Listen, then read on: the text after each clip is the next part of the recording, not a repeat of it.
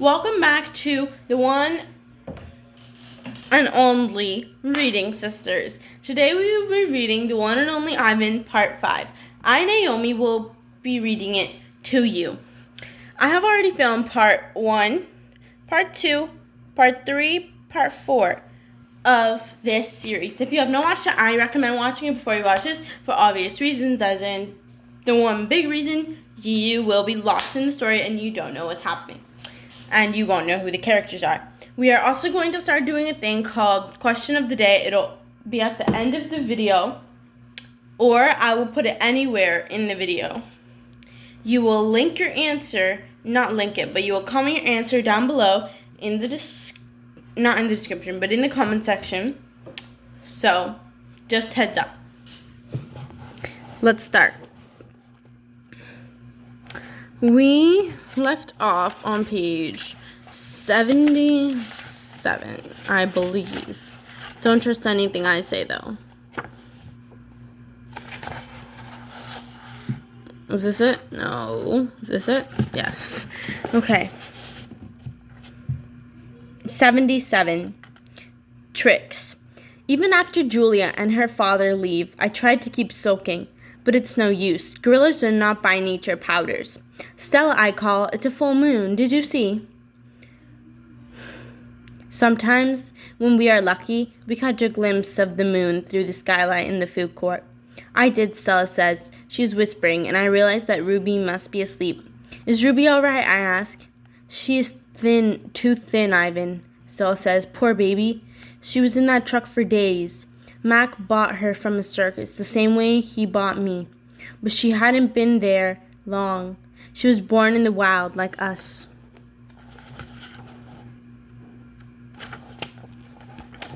Will she be okay, I ask. Stella doesn't answer my question. The circus trainers chained her to the floor, Ivan. All 4 feet, 23 hours a day. I puzzle over why this would be a good idea. I always try to give the humans the benefit of the doubt. Why would they do that, I finally ask. To break her spirit, Stella says, so she could learn to balance on a pedestal, so she could stand on her hind legs, so Doc could jump on her back while she walked in mindless circles. I hear her tired voice and think of all the tricks Stella has learned. Introductions. When I awake the next morning, I see a little trunk poking out between the bars on Stella's domain. Hello, says a small, clear voice. I'm Ruby. She waves her trunk. Hello, I say. I am Ivan. Are you a monkey? Ruby asks. Certainly not. Bob's ears perk up, although his eyes stay closed. He's a gorilla, he says, and I'm a dog of uncertain heritage. Why did the dog climb your tummy? Ruby asks. Because it's there, Bob murmurs.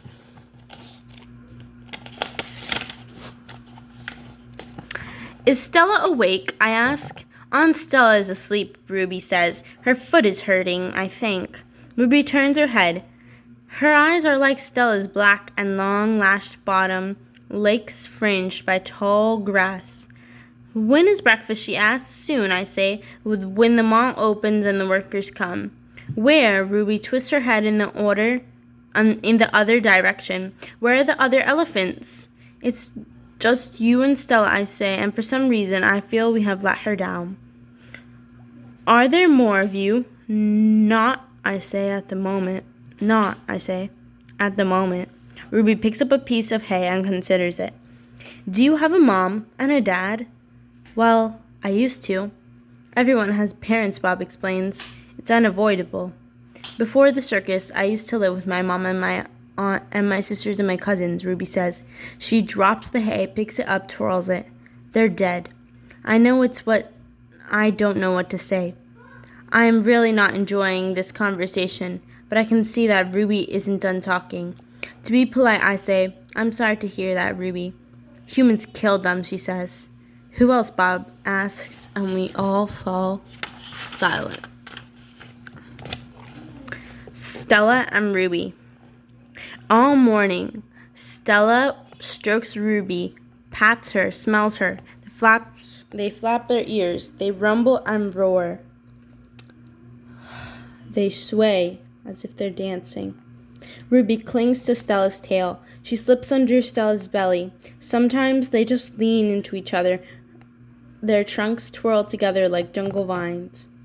Stella looks so happy. It's more fun to watch than any nature show I've ever seen on TV. Home of the one and only Ivan. George and Mac are out by the highway. I can see them through one of my windows. They are next to each other on tall wooden ladders, leaning against the billboard that tells the cars to stop and visit the one and only Ivan Mighty Silverback. George has a bucket and long-handed broom. Mac has pieces of paper. He slaps one against the billboard. George dips the broom into the bucket. He wets the paper with the liquid from the bucket, and somehow the paper stays in place. They put up many pieces before they are done. When they climb down from the ladder, I see that they've added a picture of a little elephant to the billboard. The elephant has a lopsided smile. She's wearing a red hat, and her tail curls like a pig. She doesn't look like Ruby.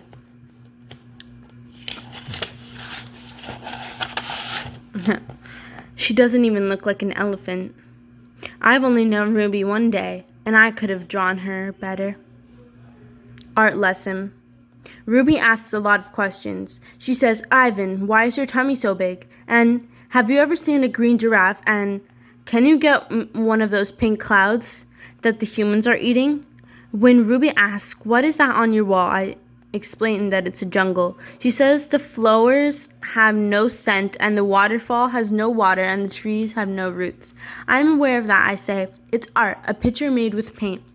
Do you know how to make art? Ruby asks. Yes, I do, I say, and I puff my chest a little. I've always been an artist. Love drawing. Why do you love it? Ruby asks. Sorry. Pause. I pause. I never talked to anyone about this before. When I'm drawing a picture, I feel quiet inside. Ruby frowns. Quiet is boring. Not always. Ruby scratches the back of her neck with her trunk. What do you draw anyway? Bananas mostly. Things in my domain. My drawings sell at the gift store for $25 a piece with a frame. What's a frame? Ruby asks. What's $1? What's a gift store? I close my eyes. I'm a little sleepy, Ruby. Have you ever driven a truck? Ruby asks. I don't answer. Ivan, Ruby asks. Can Bob fly?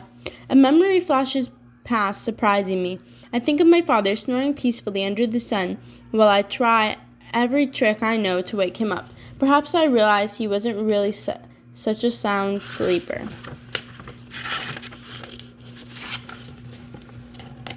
Treat. How's that foot, old girl? George asks Stella. Stella pokes her trunk between the bars. She inspects George's right shirt pocket for the treat he brings her every night without fail. George doesn't always bring me treats. Stella is his favorite, but I don't mind. She's my favorite too. Stella sees that George's pocket is empty. She gives George a frustrated nudge with her trunk, and Julia giggles. Stella moves to George's left pocket and discovers a carrot. Nimbly, she removes it. Mac walks past. Toilets plugged up the men's bathroom, he says. Big mess. I'll take care of it, George sighs. Mac turns to leave. Before you go, Mac, George says, you might want to take a look at Stella's foot. I think it's infected again. Darn, the thing never does heal up right. Mac rubs his eyes. I'll keep an eye on it. Money's tight, though. Can't be calling the vet every time she sneezes.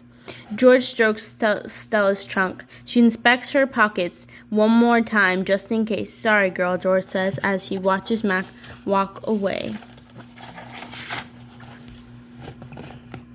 Elephant jokes. Ivan, Bob. I blink. The dawn sky is a smudge of gray, flecked with pink, like a picture drawn with 2 crayons. I can just make out Ruby in the shadows, waving hello with her trunk.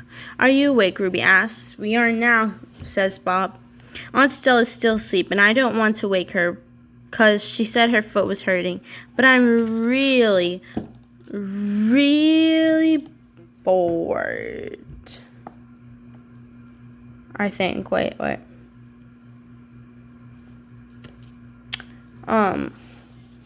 Yeah. Really, Ruby pauses for a breath.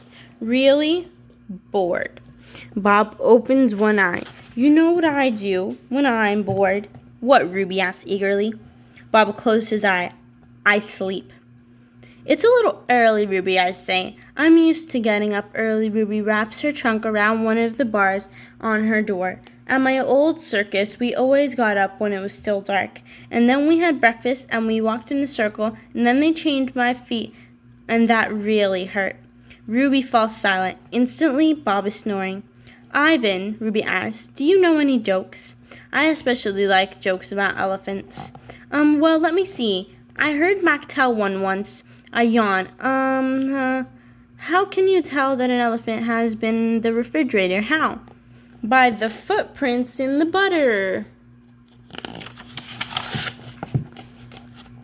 Ruby doesn't react. I sit upon my elbows, trying not to disturb Bob. Get it? What's a refrigerator? Ruby asks. It's a human thing, a cold box with a door. They put food inside. They put food in the door or food in the box? And is it a big box, Ruby asks, or a little box? I can see this is going to take a while, so I sit up all the way. Bob slides off grumbling. I reach for my pencil, the one I snapped in half with my teeth. Here, I say, I'll draw you a picture of one. In the dim light, it takes me a minute to find a piece of paper Julia gave me. The page is a little damp and has a smear of something orange on it. I think it's from a tangerine. I try my best to make a refrigerator with the broken pencil. The broken pencil is not cooperating, but I do what I can. By the time I have done, the first streaks of morning sun have appeared in flashy cartoon colors. I hold up my picture for Ruby to see. She studies it intently. Her head turns so that one black eye is strained on my drawing. Wow, you made that? Is this the thing you were telling me about before? Art? Sure is. I can draw all kinds of things. I'm especially good at fruit. Could you draw a banana right now? Ruby asked. Absolutely. I turn the paper over and sketch. Wow, Ruby says again in an odd voice. When I hold up the page, it looked good enough to eat. She makes a happy lilting sound, an elephant laugh. It's like the song of a bird I recall from long ago, a tiny yellow bird with a voice like dancing water. Strange, I'd forgotten all about the bird, how she'd wake me every morning at dawn, when I was still curled safely in my mother's nest. It's a good feeling making Ruby laugh. So I draw another picture and another along the edges of paper, an orange, a candy bar, a carrot. What are you two up to? Stella asks, moaning as she tries to move her sore foot. How are you this morning? I ask. Just feeling my age, Stella says. I'm fine. Ivan is making me pictures, Ruby says, and he told me a joke. I really like Ivan, Aunt Stella. Stella winks at me. Me too, she says. I want to hear my favorite joke. Ruby asks. I heard it from Maggie. She was one of the giraffes in my circus. I say. It goes like this. Ruby clears her throat. What do elephants have that nothing else has? Trunks, I think, but I don't answer because I don't want to ruin Ruby's fun. I don't know, Ruby, I reply. What do elephants have that nothing else has? Baby elephants, Ruby says. Good one, Ruby, I say, watching Stella stroke Ruby's back with her trunk. Good one, Stella says softly. Once I asked Stella if she'd ever have any babies. She shook her head. I never had the opportunity. You would have made a great mother, I told her. Thank you, Ivan, Stella said, clearly pleased. I like to think so. Having young ones is a big responsibility. You have to teach them how to take mud baths, of course, and emphasize the importance of fiber in their diet. She looked away, contemplating. Elephants are excellent at contemplating. I think the hardest part of being a parent, Stella added after a while, would be keeping your babies safe from harm, protecting them, the way silverbacks do in the jungle, I said. Exactly, Stella nodded. You would have been good at protecting too, I said confidently. I'm not so sure, Stella said, gazing at the iron bars. surrounding her. I'm not sure at all. The parking lot. Mac and George are chatting while George cleans one of my windows. George, Mac says, frowning, there's something wrong with the parking lot. George sighs. I'll take a look as soon as I'm done with the window. What's the problem? There are cars in it. That's what's wrong. Cars, George. Mac breaks into a grin. I think things are actually starting to pick up a bit. It's gotta be the billboard. People see the baby elephant and they just have to stop and spend their hard-earned cash. I hope so, George says. We sure could use the business. Mac's right. I have noticed more visitors coming since he and George added the picture of Ruby to the sign. People crowded around Ruby and Stella's domain, oohing and awing at the sight of such a tiny elephant. I gaze out at the huge sign that makes humans stop and spend their hard-earned cash. I have to admit that the picture of Ruby is rather cute. Even if it doesn't look like a real elephant, I wonder if Matt could add a little red hat and a curly tail to the picture of me. Maybe then more visitors would stop by my domain. I could use a few oohs and ahs myself. Ruby's story. Ivan tells me another joke. Please? Ruby begs after the 2:00 show. I think I may have run out of jokes, I admit. A story then, Ruby says. Aunt Stella's sleeping and there is nothing to do. I tap my chin. I'm trying hard to think, but when I gaze about the food... Oh. I don't even know what's going on back there. Okay. I gaze up at the food skylight. I'm mesmerized by the elephant-colored clouds galloping past. Ruby traps her foot impatiently. I know I tell you a story, she says. A real-life, true one. My goodness, they're so loud. Good idea, I say. What's it about? It's about me, Ruby lowers her voice. It's about me and how I fell into a hole. A big hole. Humans dug it. Bob pricks his ears and joins me by the window. I always enjoy a good digging story, he says. It was a big hole full of water near a village, Ruby says. I don't know why humans made it. Sometimes you just need to dig for the sake of digging. Bob reflects. We were looking for food, Ruby says, my family and I. But I wandered. We were looking for food, Ruby says, my family and I, but I wandered off and got lost and went close to the village. Ruby looks at me, eyes wide. I was so scared when I fell into that hole. Of course you were, I say. I would have been scared too. Me too, Bob admits, and I like holes. The hole was huge. Ruby pokes her trunk between the bars, making a circle in the air. And guess what? She doesn't wait for an answer. The water was all the way up to my neck, and I was sure I was going to die. I shudder. What happened then, I ask. I'll tell you what happened, Bob says darkly. They captured her and put her in a box and shipped her off, and here she is, just like they did with Stella. He pauses to scratch an ear. Humans, rats have bigger hearts. Roaches have kinder souls. Flies have... No, Bob, Ruby interprets. You're wrong. These humans helped me. When they saw I was trapped, they grabbed ropes and they made loops around my neck and my tummy. The whole entire village helped, even the little kids and grandmas and grandpas, and they all pulled, and Ruby stops. Her lashes are wet, and I know she must be remembering all the terrible feelings from that day. And they saved me, she finishes in a whisper. Bob blinks. They saved you, he repeats. When I was finally out, everyone cheered. Ruby says, and the children fed me fruit. And then all those humans led me back to my family. It took the whole day to find them. No way, Bob says, still doubtful. It's true, Ruby says, every word. Of course it's true, I say. I've heard rescue stories like that before. It's Stella's voice. She sounds very slowly. She makes her way over to Ruby.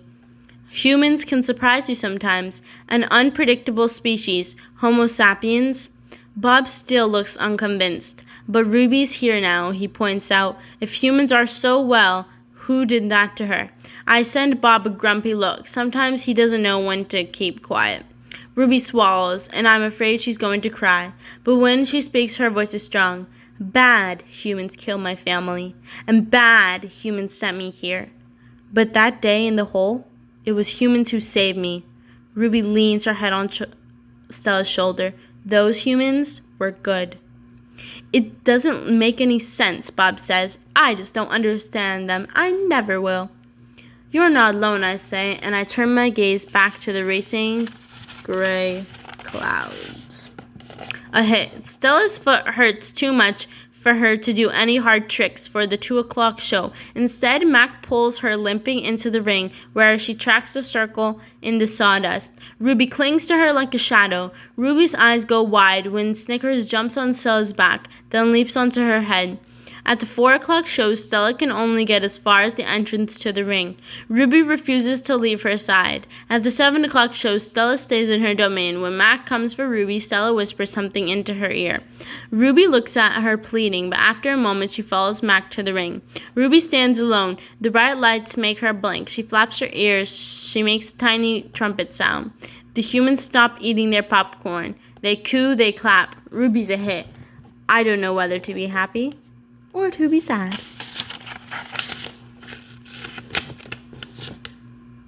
When Julia arrives after the show, she brings 3 thick books, 1 pencil, and something she calls magic markers. Here, Ivan, she says, and she slides 2 magic markers and a piece of paper into my domain.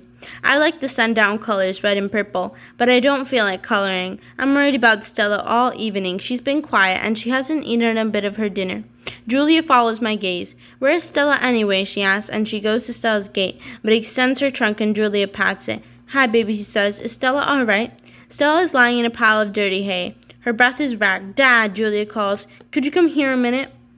George sets aside his mop. Do you think she's okay, Dad? Julia asks. Look at the way she's breathing. Can we call Mac? I think there's something really wrong. He must know about her, George rubs his chin. He always knows. But a vet costs money, Jules. Please? Julia's eyes are wet. Call him, Dad. George gazes at Stella. He puts his hands on his hips and sighs. He calls Mac. I can't hear all of the words, but I can see George's lips tighten into a grim line. Gorilla expressions and human expressions are a lot alike. Max says the vet's coming in the morning. Stella's not any better, he tells Julia. He says he's not going to let her die on him. Not after the money he put into her.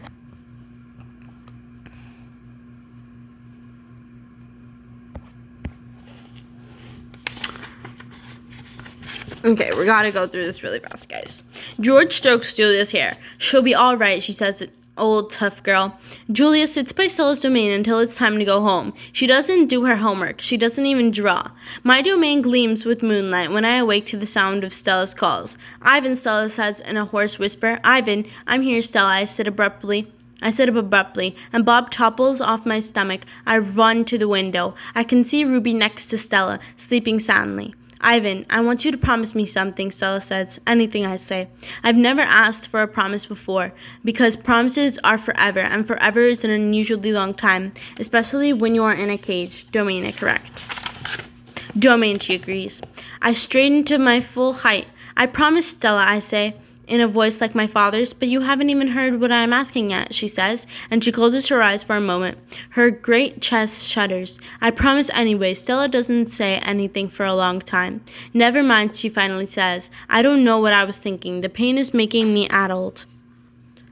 Ruby stirs. Her trunk moves as if she's reaching for something that isn't there. When I say the words, they surprise me. You want me to take care of Ruby. Stella nods, a small gesture that makes her wince. If she could have a life that's different from mine. She needs a safe place, Ivan, not here, I say.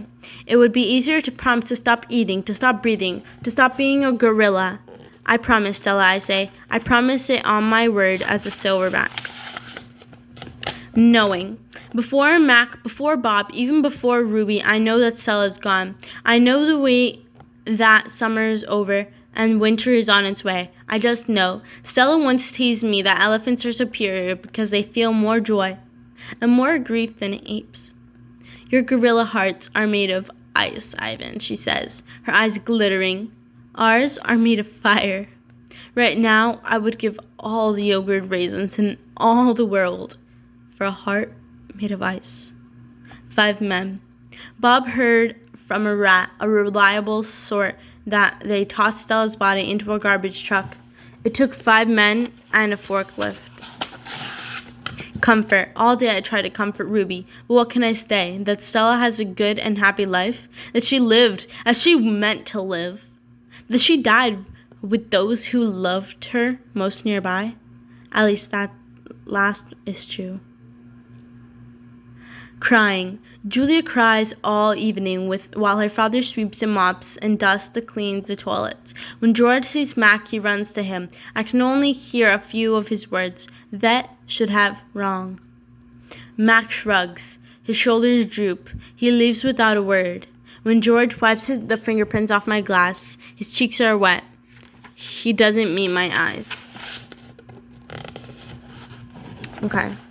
The one and only Ivan. When all the humans have left, I send Bob to check on Ruby. How is she? I ask. When he returns, she's shivering, Bob says. I tried to cover her with hay, and I told her not to worry because you were going to save her. I glare at him. You told her that? You promised Stella, Bob lowers his head. I wanted to make the kid feel better.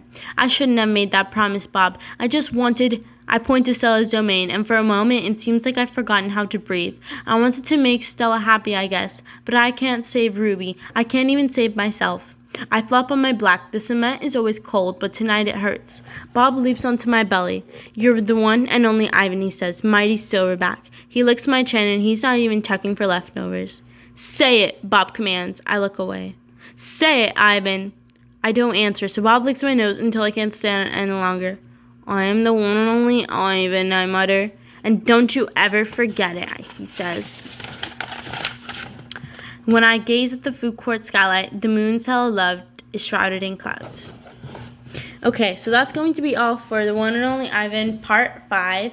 If you like this video, please like and subscribe and hit that notification bell. But before you do anything, listen to the question of the day.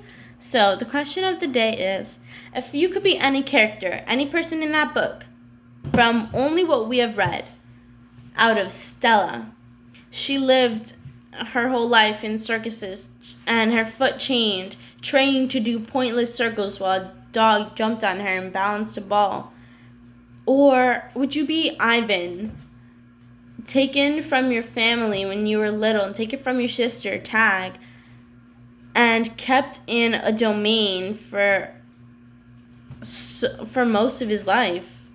Would you want to be Ruby, new to this world, and her family dead because bad humans took their lives, and had to be chained up on all 4 feet on your old circus, and then being put in this domain in a new circus? Would you want to be, I don't know, would you want to be Bob, who gets to go wherever he wants? He gets to go wherever he wants. He even gets to talk with rats, first of all. Second of all, he gets to sleep on Ivan's belly, a cozy spot that's his own spot. He gets mad at Ivan if Ivan moves, that. He can tell, that's his spot. That's where I sit. Now, I want you to comment your answer in the comments below. I personally would like to be Stella. Although I have not lived a very happy life, I'll be around the people I love. Even though she had only just met Ruby, she loved Ruby because Ruby was so kind and little and adorable and so helpless and innocent. And Ivan, I would love to be in the company of all of them. And if I couldn't be if I couldn't be Stella, you know what? I don't know who I would be. I think after that I might be Ruby, because Ruby is new to this world. And although she has already experienced tragedy with the death of her family, I do think that she still had a life with her parents, and she is just only new to this world. And I predict that something in the end of the book is going to be good about her. So, if you have the answer for the question of the day, comment it down below in the comments for the second time I'm saying this, and also comment with your answer what books you want us to read next. And if you do that lets me know that you like the one and only Ivan, and I should continue the series. And it also lets me know that you made it this far into the video. Thank you for watching. Don't forget to subscribe and hit that notification bell and hit that like button. I'm going to say it one more time unless you didn't hear me. Don't forget to press that like button and that subscribe button. And don't forget to hit that notification bell. Thank you for watching. The One and Only Ivan, Part 5, read by Naomi. Bye.